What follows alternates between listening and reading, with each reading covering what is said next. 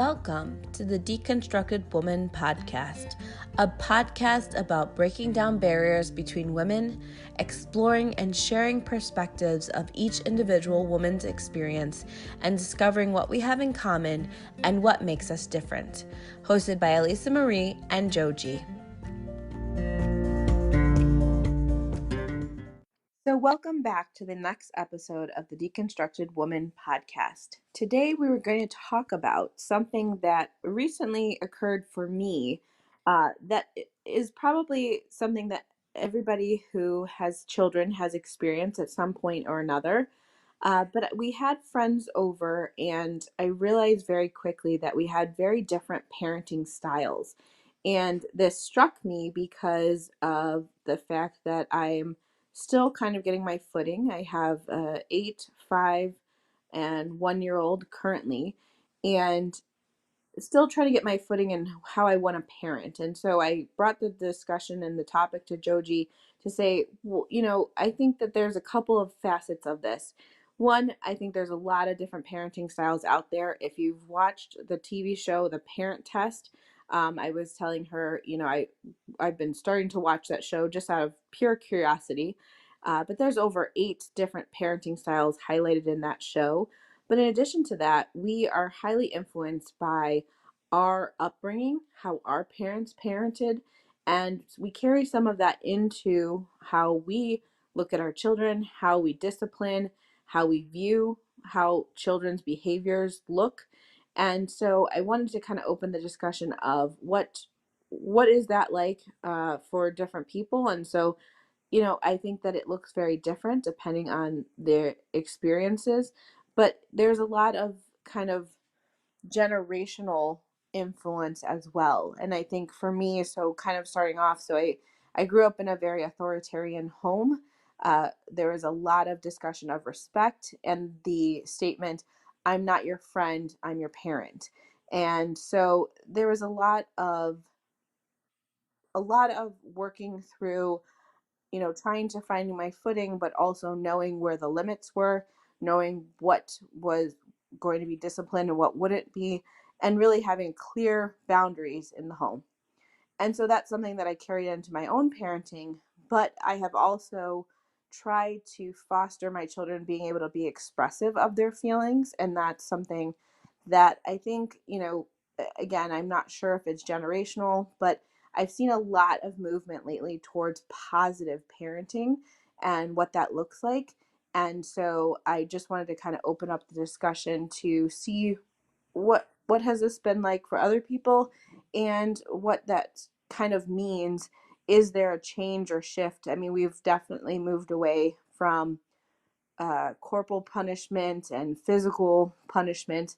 And I know that in my circle of friends, a lot of people agree, that's really not accomplishing what you want it to. So let's find other ways.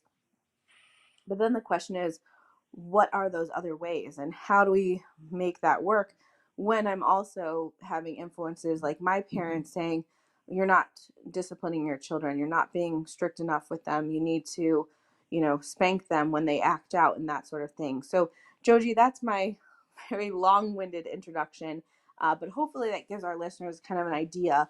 So I did want to have kind of a chance for you to chime in about how has that been for you as far as the influences from the upper generations kind of trickling down to you, and then how you parented and what that's looked like. Yeah, I mean, I think parenting styles is a tricky discussion because generally, I think those of us who are raised, say, well, I'm going to do better than my parents, and what that looks like, and what you think that it looks like when you're a teenager, and maybe rebelling against your parents is very different when you've got a child to raise and trying to do the best you can, right? So I do think that the general sense is that we want to do better than our parents, or we know we're going to take some of the ways that they raised us and then add our own mix to it.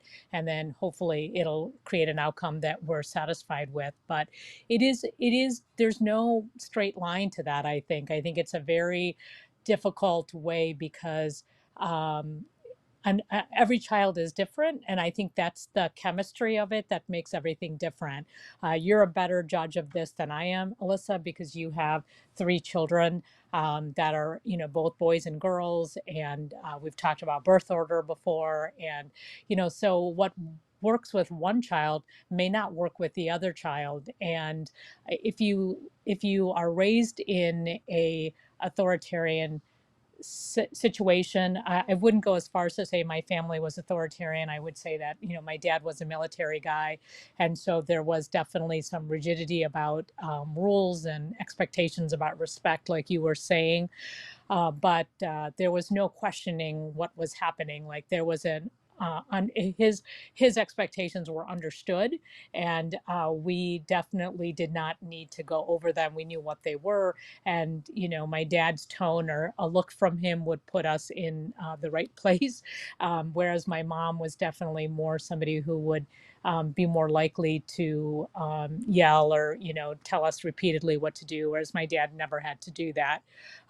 But I would say that what was nice was, compared to other families that I knew, my family, there was an opportunity to talk and communicate and try to get understanding. And I'm not sure how that came about.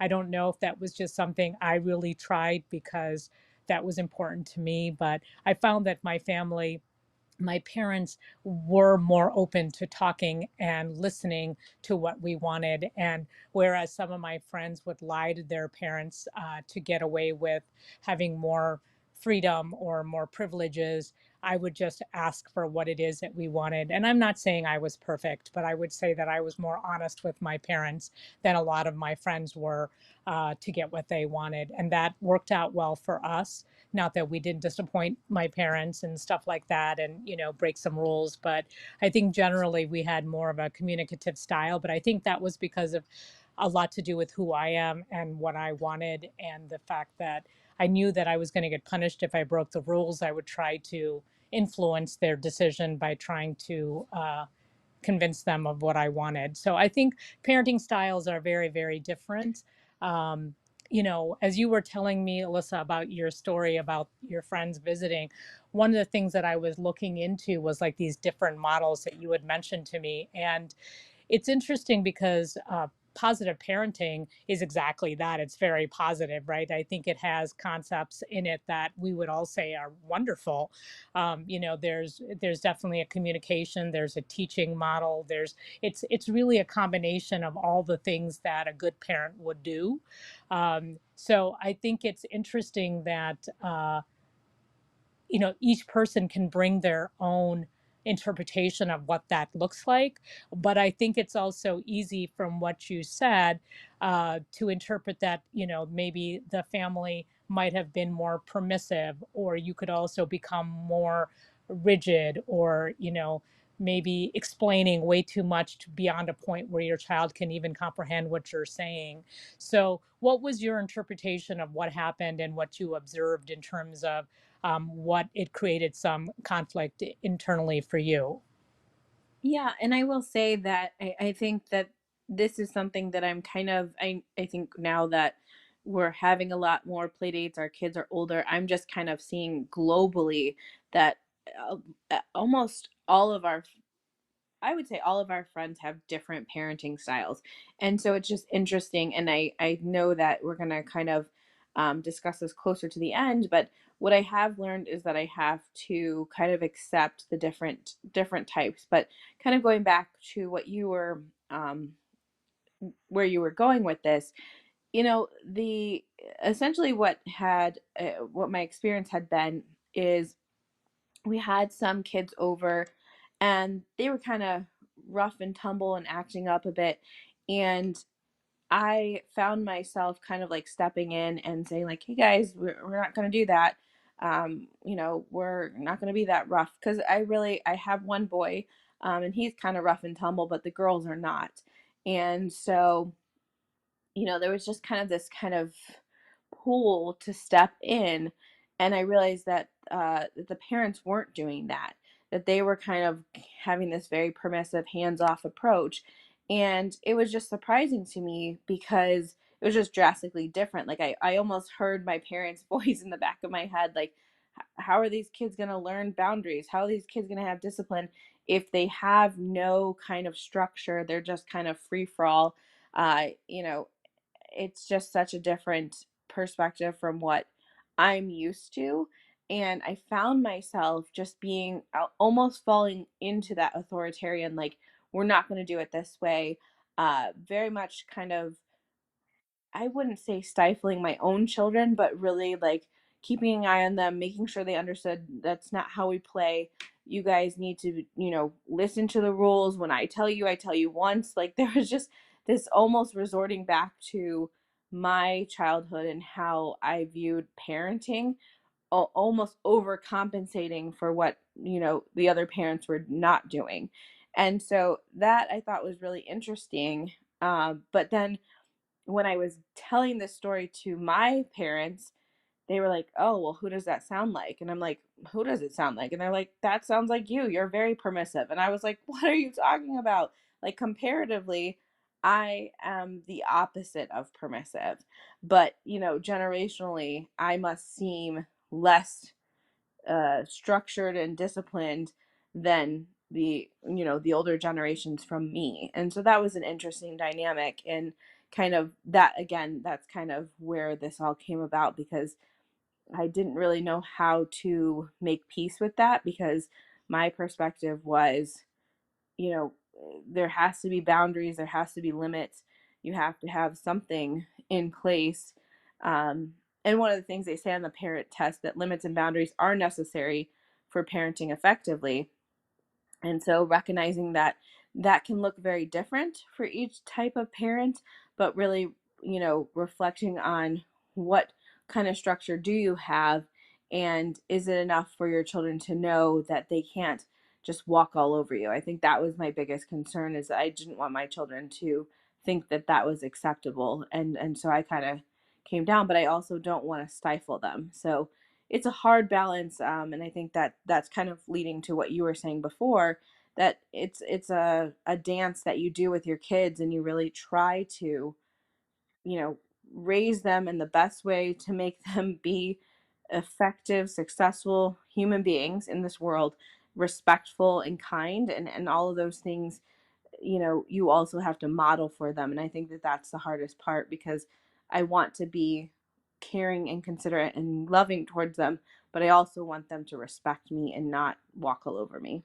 Yeah, I mean, as you were talking, I was thinking about some of the learning I've done through my background in developmental psych, and I think there's a real purpose to why when you have a toddler that you stay very simple, like, you're counting to the timeout, versus as they get older, you might be explaining more and educating more and then reinforcing with boundaries and punishment if they don't listen. So I do feel like, when they're babies, you can't do a lot of explaining because they don't understand. But then when they're toddlers and they're testing boundaries, that's when you're really having to show them the structure, but in a very simple way, because they're still learning and they don't understand a lot of those concepts. And then you wouldn't obviously treat a 15-year-old like you would do a 5-year-old. And so then you are going to try to exert some boundaries and explain. And then if they don't follow through, then there's got to be consequences to that. So I do think that there is some rationale in the way that it goes. But I just wonder, if that part of you that came out was more of a reaction to the fact that there was no parenting going on from the other couple, and then it was like you had to be both sets of parents, because there were more than just your children. And I think that's one of the hardest things in a play group, is that how do you manage your children's behavior when there's a large number of kids there, and it's not just your children impacting the group. I mean, everybody is playing off each other, and if how are your kids supposed to behave when other kids might be acting out, but there's nobody calling them um, to keep it together? And then how does that dynamic work with you as the parent who wants to make sure that your children don't feed off of other kids? And I think that's a dynamic that you see in any kind of a play date or a play group, because Sometimes I'll say this based on my experience. When my daughter was younger, you would have play dates, and it was like the parents were busy. It's like they were on their own free time. And now that there was a play date, somebody else was going to watch the kids and they were just going to get a break. And whoever the parents were that were on were the ones who were responsible for keeping that whole group under control. And some parents just checked out. And I don't know if that was your experience or you felt like the parents were just deliberately uh, in their minds or but definitely not in their actions, positive parenting. Because after reading what positive parenting was, there's more to it than just being abstaining from any kind of conversation with your child about what they're doing. So, what was your interpretation of that? Were they taking a break, or were they just not present, or were they feeling like they were living up to the principles of positive parenting? Yeah, I mean, I think that it kind of I'm reflecting on like the last couple of months because we have a lot of play dates lately, especially since the kids got out of school. I typically take a hands-off approach. I don't try to parent other people's children, uh, but I think what I do is I typically try to contain my kids. Like if we're out at a restaurant or in like a public place, like I try to contain my kids and the other kids are just like they're on their own. Like it's like I can only contain my three, and if there's, 7 kids, I kind of sit back and watch the other parents to see like do they do things differently? Do they do it maybe better or, worse or whatnot? I don't think that I think that there's this movement towards not yelling as much. I've read a lot of books on this because that is probably my primary fault. I don't know if that's the best way to phrase it, but I'm a yeller. I yell a lot. It drives my husband nuts. He hates it. He doesn't understand why I yell, but like I don't know how to express myself without yelling. It's a work in progress. It's something that I'm trying to move away from. I'm trying to not yell as much, but because of that, I find myself, very sternly saying like enough is enough or something like that. And the kids know like okay, mom means business because she's yelling now. And so I really, you know, I don't yell in public, or at least try not to. And so it's a different dynamic now because in my home, I yell a lot. I'm working on it.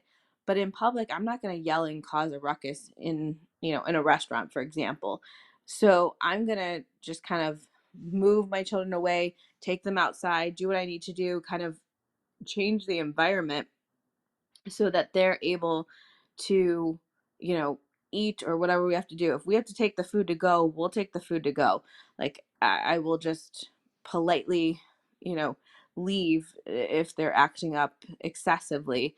Luckily, that hasn't happened too frequently, but there's been a couple of times it has. But I don't know that any of the other parents that I've interacted with are necessarily checking out. I think that they're trying to really move away from yelling, definitely, again, like I said before, moving away from the physical discipline. And so there's this kind of movement of, I'm not going to yell, I'm not going to physically move my child. And so then the question becomes, well, what are your alternative options? What are your other choices? And that's where I'm still kind of grappling with, okay, so I can't yell, I can't physically, discipline my kid, which I don't want to anyway. But then what do I do now? So do I calmly talk to them, and if they're not listening and that's not working, what's next steps? And so that's something I'm still learning, uh, because I'm not sure. And I would love to hear from our listeners if if there's any parenting experts out there, or maybe people who have just found something that works, because I think that that has been historically some of the go-tos for parents. You yell or you spank, or I mean, I don't mean to water it down to just two options, but I'm saying like outside of that there has to be this whole slew of other possibilities. But timeouts, time ins, different stuff like that, I mean, if those don't work, where do we go next? I think that's the question that comes to my mind. Well, one of the things that I think about when I'm listening to you is, we've talked about it many times. I only have one child. And so I really there's a part of me that, feels like, man, you should give yourself a break, because I think when you have two older children, right? You have a 5-year-old and a 8-year-old. When you have two older kids, and the higher the number of children you have, I think the more chaotic I have to imagine the house must be. And you're not just dealing with one adult and one child, you're dealing with one adult and maybe two children or three children. Not to say Jason isn't around, but when you're trying to manage the kids or whatever. And I can only imagine that things get out of control pretty quickly. And in my experience with, anyway, running a group, I know it's a professional environment, but when I was running an adolescent group, when one child starts to misbehave, then others, there's a choice in the group, right? Either they're going to follow suit, or they're going to wait and see what other people do, or they're going to fall back. And depending on the way that the kids are at that moment, I mean, you could have, all these kids acting out. And so I just try to put myself in your shoes and think about, if I had two kids and a toddler, how much time am I going to have to, I just guess I think I would resort to yelling too. I don't know what other way there is to control a group that you could lose control of at any moment. And I think that it would be wonderful to hear from parents who have some ideas of how to do that differently. And I don't mean to say that it's, just physically disciplining or yelling at your kids. I agree that there might be I hope there's another way out there that people find. But I guess I would also put the context of, if you have multiple children, how is it that you can corral your kids to do what they need to do? They know what they should do, right? But they're feeding off the impulses, and they're trying to figure out how they're navigating the environment. And so sometimes they make great choices, sometimes they make poor choices. um, I'm sure as your daughter gets older, she might be like a mini mom to your son and try to help corral his behavior a little bit. She may already do that now. But I don't think that there's a magic bullet out there. I think that some kids just tend to be more compliant, and some kids are a little bit more rebellious. And depending on, where everybody is at, those things are going to create some fireworks, or they're going to create, some subdued children. I don't know if there's some magic bullet. The other thing I also wanted to say is that, corporal punishment, I mean, that really, functioned in fear, right? And so as parents, we don't want our children to fear us. I didn't want my daughter to fear me. At the same time, I didn't want her to feel like she was in control of me either. And that's the fine line that you're walking, is you want mutual respect, but yet honoring the age difference and the power difference between parents and kids. But I think a lot of that takes time to figure out. And just when you feel like things are working, then kids become like preteens and have hormones, and then they become a little bit more, exerting their independence a little bit, and then you start a whole different phase of that. So I don't think there's any true linear path to parenting, and that everybody, you're going to feel like, oh yeah, I really hit the mark on that. And I think I've told you this before. There was a time when my daughter was 18 or 17, and we were driving, and she was getting done with high school. And I said, could I have been a better mom? Like, could I have done this? Could I have done that? And, I think as parents, we're always second guessing ourselves. We always want to know that we want them to know that we're doing the best we can, but we're human beings too. We're in process as well. We're not fully baked and perfect and trying to parent them. We're also working on ourselves in the process. And so there's just so many different factors that get involved. But I really, I'm not advocating that you yell at your kids, but I also think you need to cut yourself a little bit of slack, because I do feel like there's more at play here than just your intention. Your intention is to be the best mom you can be. So I guess I just want you to hear me say that. And I appreciate that. I think that it was funny because it was like starting to come to me because I've read all these parenting books and I'm like, what do they say? And the thing that I've learned thus far from my continued growth in this is that they say that yelling is really us, our stuff. that I'm yelling because I'm overwhelmed. I'm yelling because I'm anxious or I'm angry or whatever it is. And it says you need to control your emotions so you can help your children control theirs. And that to me, I mean, I 100% agree with that.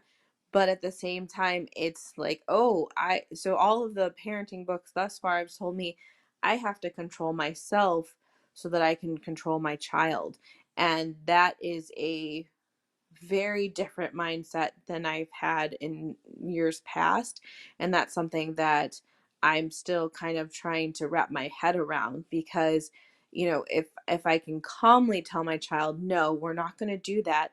That's dangerous. I need you to step down off of that ledge, and I do it in a calm manner and I get them off the ledge and we can talk about it, I think that that's more effective than me screaming at them, scaring them, and then, maybe having the conversation or not, because I've like gone from 0 to 100. So I think that there are ways to do other than, physical discipline or yelling, but that takes an extremely large amount of self-control. And that's something, I'm not saying I don't have self control, but I'm saying that maybe in this phase of my life, like you were saying, I do give myself some grace. I don't have a lot of patience and a lot of ability to rein it in as much as I'd like to. And I hope that that will come, maybe as I, enter into the next phase and all my children are above the age of 5. That would be great. But, it's still, it's one of those things that it's hard to know what will and won't work. And I agree with you also that each child is different. There is definitely a different parenting style with each of my children because they respond very differently. Some have really big emotions, and you can immediately tell that they don't respond well to yelling. And some of them, you have to really set the boundaries very clearly so that they understand, no, you cannot do that. So I think that there's a lot of different factors, but I'm curious to hear your thoughts on the idea of, in order to parent, you have to have self control. I mean, I think that plainly stated, I think it makes perfect logical sense, and I can understand where the the thought process is, because if you're out of control, then of course anything that is going to come from you is going to be probably more out of control than you want. At the same time, I was sort of thinking about, how do we actually operationalize that, right? And I guess I was thinking about it as you were talking, and I thought, well, there's like the same strategy that we use for a lot of different things that I've heard, I'd say in the last 20 years, which is sort of being in touch with where you are at any given time and monitoring your emotion. Or I guess my response to that idea is, how do we do that well? And I would say that the best way to do that is to know what level of emotionality you are at any given time. So I'm not responding to you as much as saying, how would I enact that? Alyssa, I don't know if that's what you wanted, but I'm just thinking about everything else that I've heard about, whether it's, knowing when to stop eating, or, if you're anxious, how to know that you need to practice your tools to reduce your anxiety. I think a lot of it comes back to, you know, taking a moment, being mindful about where you are, and depending on what score you give yourself, knowing how to respond to that. And maybe that's the only way that you would control your emotion too, is that if you find yourself, in a situation that you think, okay, well, where am I at with my level of emotionality or anger? And then if you're already feeling a little bit out of control, then you have to figure out what are the tools to step it down, whether it's the people go to their own rooms or their own corners, or, you take a break, or you take 5 minutes out or something. But that seems to be a common way that people have managed all these different things they're trying to tackle. They say, if you're you don't want to overeat, figure out how full you are. And if you're at a 6 or 7, you stop eating. And if you're still at a 3 or a 4, you can keep eating. Same idea for anxiety. Before you get totally anxious, you take a temperature and say, okay, how anxious am I right now? And if you're at a 5, you might start using some breathing techniques and try to step that down. But if you're at a 2 or a 3, you know you're good and you continue doing what you're doing. So I'm sort of operationalizing the idea versus how do I think about it. I think it makes perfect sense, but I think the magic sauce is how do you put it into play when you're in the thick of things. That I think is the trick. Yeah, and I think that again, I love that you kind of pulled in other examples because I do think that, as much as this, that idea of self-control, I mean, we control our behaviors in all different types of settings, and it's interesting that, like, for me specifically, you know, I'm very controlled and very professional in my work environment with friends, kind of across the board. And the only place that I kind of, lose that control is at home. And we talk about, like, home is the place where we feel the safest. And so, I'm not sure if that's unique to me or if that's something that people experience, but I would say that, if you're out there and you're like, yeah, I definitely hear that, I definitely relate to that, it's this kind of goes back, and we could circle back to other episodes.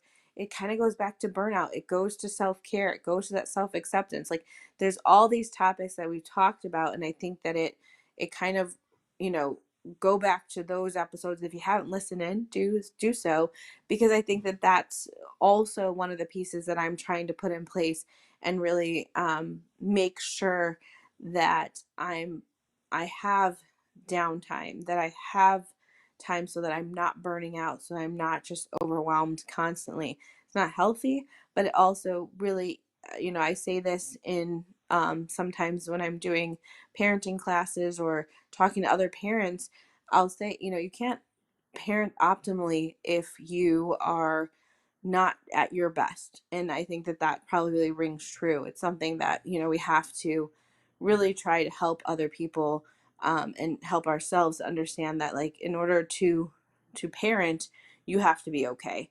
And so I think that that kind of comes full circle to some of those other topics as well.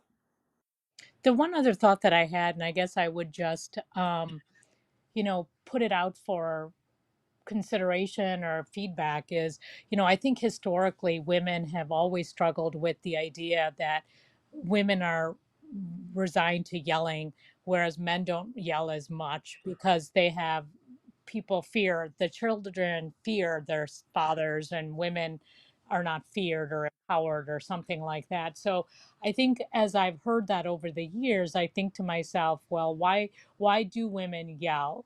And sometimes I think when looking at my own behavior in the past, I don't think that I wanted to punish my child.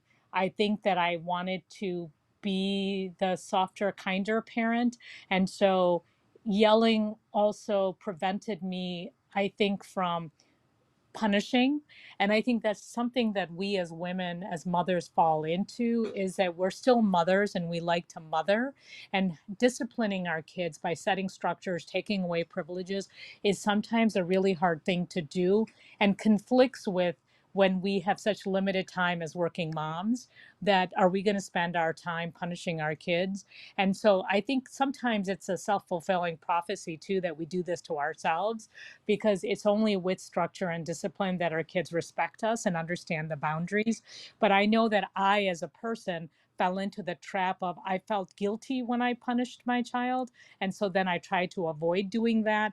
And I think I may have then fallen into some bad behaviors to avoid something that was really necessary. But maybe I made it more difficult for myself. Does that make any sense to you, Alyssa? It does. I think the term or the word that came to mind is, like, asserting ourselves. Like, that we feel this pull to assert ourselves, to be like, the respect doesn't just come naturally. Like, we almost have to, like, earn it in some ways. I don't know if that's exactly, like, aligned with what you were saying, but that's what I was kind of hearing as you were talking about it. I don't think that I necessarily avoid discipline. I'm still trying to maneuver through finding what's effective, but also what's fair. And I think that that's where, that takes me. But I think that in a lot of ways, I want that mutual respect, but I think that it doesn't come just from yelling. It comes from really the kids understanding, okay, I'm the parent, you're the child. We're going to work together to make this the most, peaceful, calm environment we can. But when things got out of hand, like we got to, figure it out. So I think that that's, again, that word asserting, like having to assert ourselves. I think it's probably maybe even maybe a different discussion or kind of a extension of this one, because it kind of got my wheels turning about like why you know within the different parenting styles, like you know fathers versus mothers, and whether that looks different. I don't think we did, we didn't look at that as much, but I am curious to see if that's like another shoot off of this as well. Yeah, I mean, I think that, ultimately, I think we're always negotiating with our kids, and, respect is something that is a weighty discussion because my parents didn't negotiate respect, they demanded respect, and as a result of that we gave them respect because there was no other option. I think those of us who are enlightened and trying to be better parents, whatever that means to us, I think it makes it more difficult to us because for us, because we have to find our way there.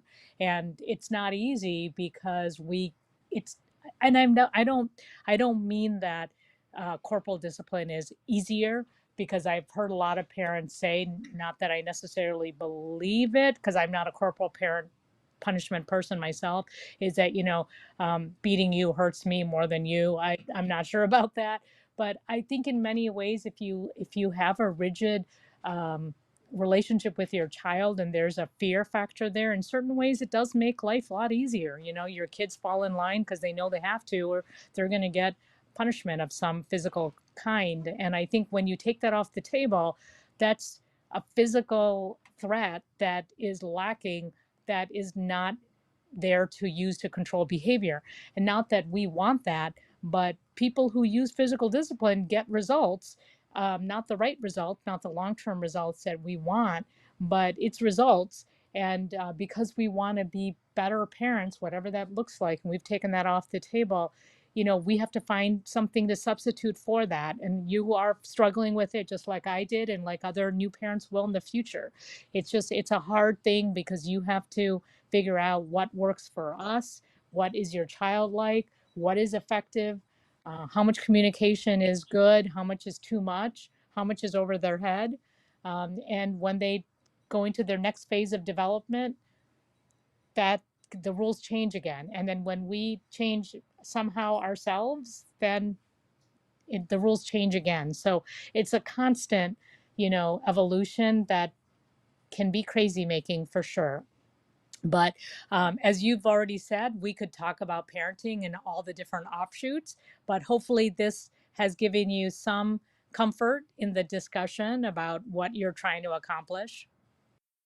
Yeah, and I would say that, again, we kind of, it was sprinkled in there, but giving ourselves grace, and we're kind of opening this up for people to give us their experiences and what has worked for you, what hasn't, where are you at with the different type of things going around, the different experiences that you've had, and kind of bringing that into this as well. Yeah. Well, I think this is a great place to end our session. Thank you, everybody, for listening. This has been a great topic, and we really want to hear your feedback. We know that some of our listeners have many years of parenting under their belt and now are grandparents, and we want to hear the stories. If you're a nanny and you have some great techniques for us, let us know. We know there's a wide base for our listeners, and we're very excited to hear your feedback and help us, because this is an interactive podcast. So, signing off, this is Joji and Alyssa Marie, and we will talk to you again soon.